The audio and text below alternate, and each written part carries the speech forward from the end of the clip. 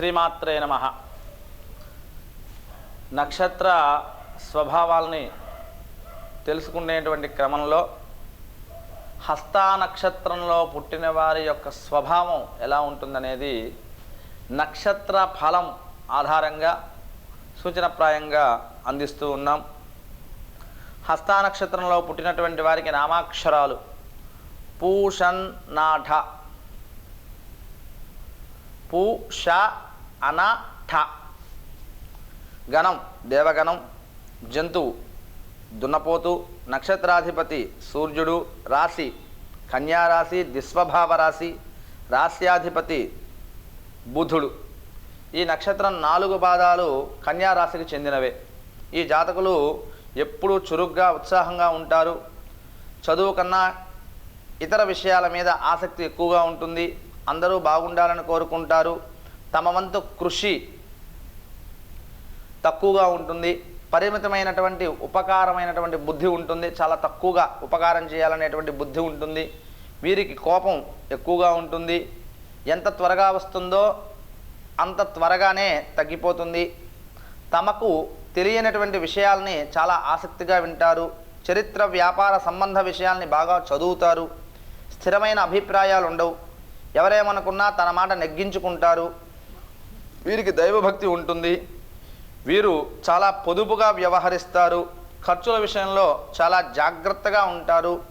కుటుంబం పట్ల శ్రద్ధాసక్తులు ఉంటాయి.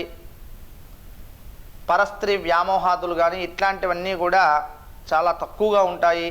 అందరి పట్ల స్నేహాభావంగా ఉంటారు. వీరికి ప్రకృతి అంటే చాలా ఇష్టంగా ఉంటుంది. విహారయాత్రలన్నీ కూడా ఇష్టపడతారు. తరచూ ప్రకృతి అందాల కొరకు ప్రయాణాలు చేస్తూ ఉంటారు. వీరు ఉద్యోగమందు కానీ వ్యాపారమందున్నా కానీ బాగా రాణిస్తారు. రాజకీయముల యందు న్యాయవృత్తిలో కూడా బాగా రాణిస్తారు.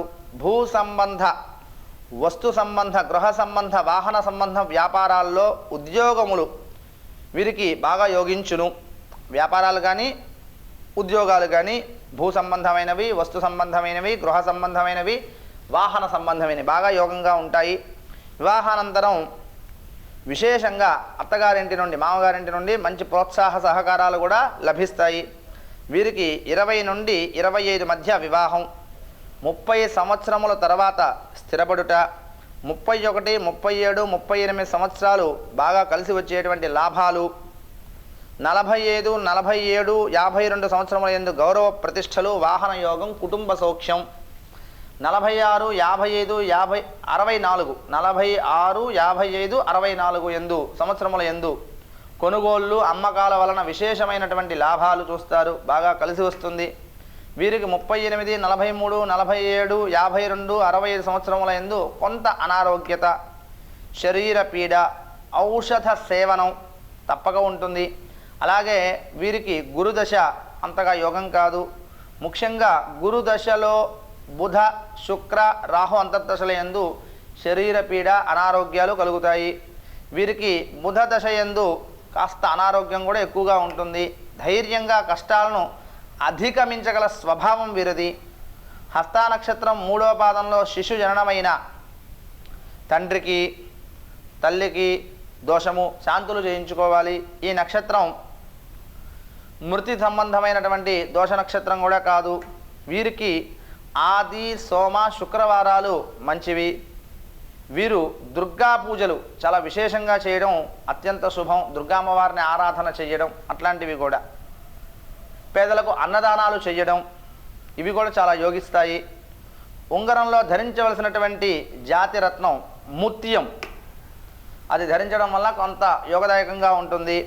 వీరికి అదృష్ట సంఖ్య 2 జ్యోతిష్య శాస్త్రం సూచన చేస్తూ ఉన్నది.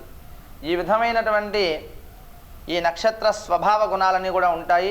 వీటిని అనుసరణ చేసుకుంటూ జాగ్రత్తగా ప్రయాణం చేయవలసిందిగా వీరికి సూచనప్రాయంగా తెలియజేస్తూ ఉన్నాం. శుభం భూయాత్.